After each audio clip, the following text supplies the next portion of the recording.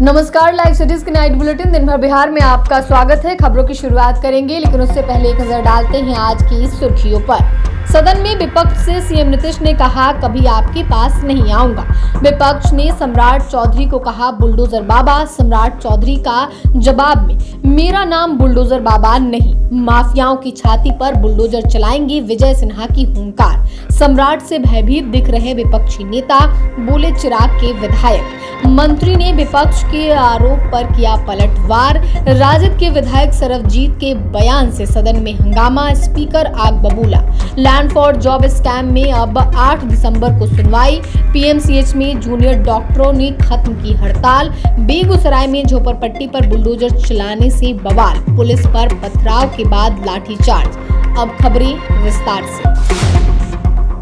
बिहार विधानसभा के शीतकालीन सत्र के चौथे दिन सदन में राज्यपाल के अभिभाषण पर चर्चा हुई। सदन में सीएम नीतीश ने नए विधायकों को बधाई दी। नीतीश कुमार ने कहा कि पीएम ने बिहार के विकास के लिए बहुत काम किया है, इसमें मदद के लिए मोदी जी को नमन करता हूं। सीएम ने सभी से हाथ उठाकर नमन करने को कहा। आरजेडी विधायकों ने हाथ नहीं उठाया तो सीएम ने कहा कि आप लोग क्यों नहीं करते हैं, आप लोग भी कीजिए। सीएम सदन में विकास योजना गिना रहे थे। इस पर राजद विधायक भाई वीरेंद्र ने कहा कि मनेर में कटाव लगा हुआ है।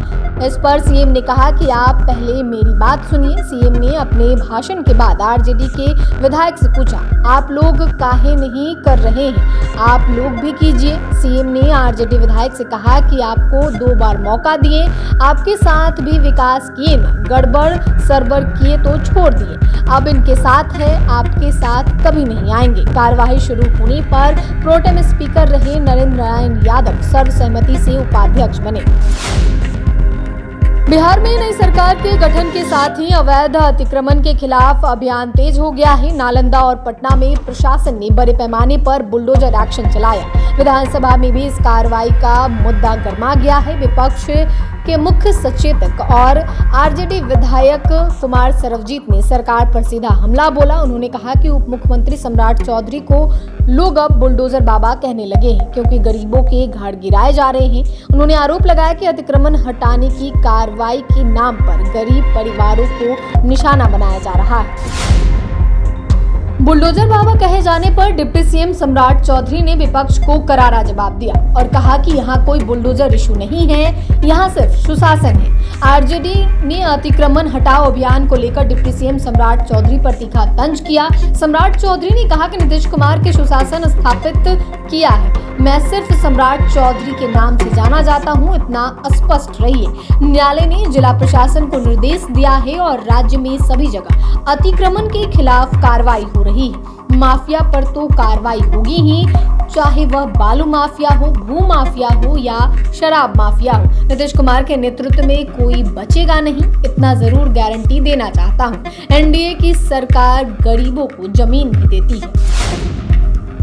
डिप्टी सीएम विजय कुमार सिन्हा ने हुंकार भरी है। उन्होंने बिहार में बालू माफियाओं को सख्त हिदायत दी है और कहा है कि अगर नहीं माने तो उनकी छाती पर बुलडोजर चलाएंगे। डिप्टी सीएम विजय सिन्हा ने सरकार के कार्यों का लेखा जोखा रखा।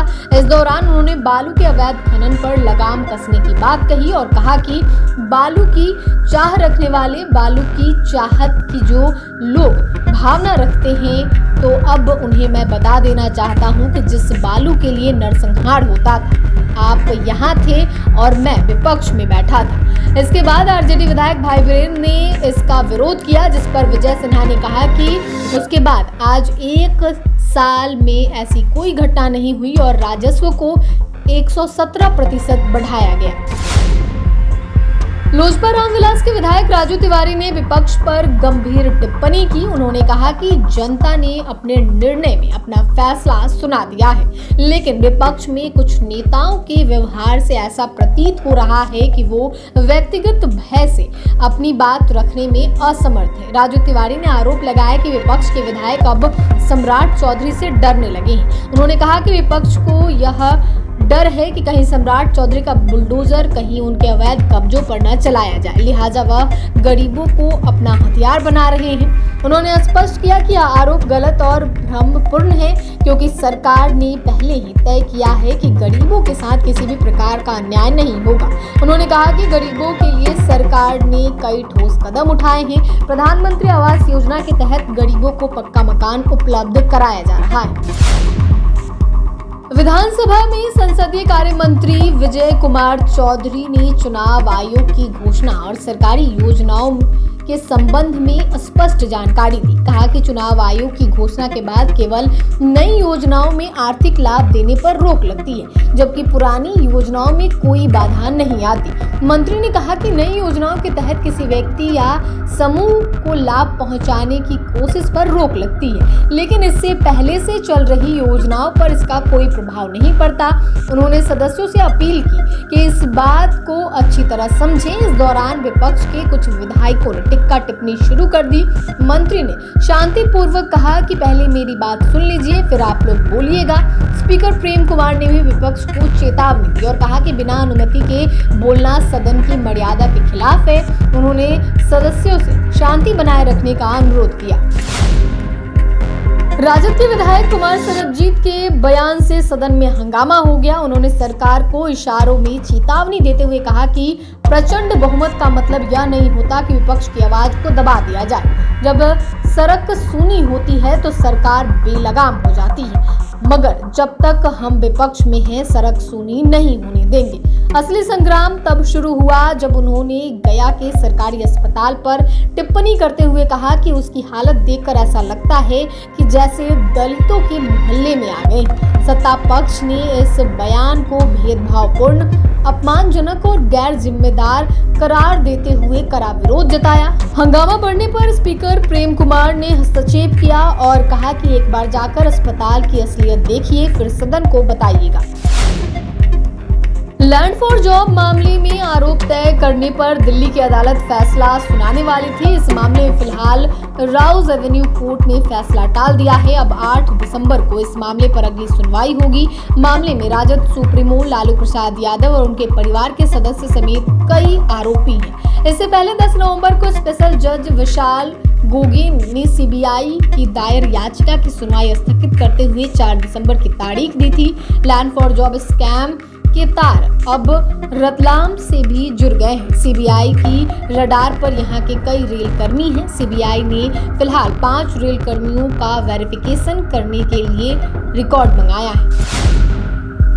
पीएमसीएच में इलाज कराने वाले हजारों मरीजों के लिए राहत भरी खबर है। जूनियर डॉक्टर्स एसोसिएशन ने अपनी हड़ताल को तत्काल प्रभाव से खत्म करने का फैसला लिया है। अस्पताल प्रशासन और पुलिस अधिकारियों के साथ हुई मैराथन बैठक और लिखित आश्वासन मिलने के बाद डॉक्टरों ने काम पर लौटने का निर्णय लिया है। प्रशासन ने डॉक्टरों की सभी मांगों को स्वीकार कर लिया। प्रशासन ने अस्पताल की सुरक्षा और कामकाज से जुड़ी जरूरी मुद्दों पर तुरंत कार्रवाई का भरोसा दिया है। जूनियर डॉक्टर के साथ आए दिन होने वाली मारपीट व बदसलूकी की घटनाओं से नाराज होकर डॉक्टर हड़ताल पर थे। वे काम करने के लिए एक सुरक्षित माहौल की मांग कर रहे थे। बेगूसराय में बुलडोजर एक्शन से भारी बवाल हो गया है। शहर के लोहिया नगर गुमटी के पास स्थित झोपड़पट्टी में बुलडोजर चलाया गया। प्रशासन और नगर निगम की टीम ने झोपड़पट्टी में स्थित लगभग 200 घरों को जमीनों जब्त कर दिया है। इस दौरान मौके पर भारी हंगामा हुआ। गुस्साए लोगों ने पुलिस और प्रशासन की टीम पर पथराव कर दिया। पुलिस ने भी लाठी चार्ज कर उन्हें खदेड़ा। खास बात यह रही कि अतिक्रमण हटाने के दौरान झोपड़पट्टी से 10,000 लीटर से अधिक मात्रा में महुआ बरामद हुआ है। उसे पुलिस द्वारा नष्ट किया जा रहा है। प्रशासन ने अतिक्रमण हटाओ अभियान से झोपड़पट्टी में रहने वाले लोग बौखला गए। उन्होंने मौके पर मौजूद पुलिस कर्मी पर हमला कर दिया। बाद में सिपाहियों ने लाठीचार्ज कर स्थिति को काबू में किया।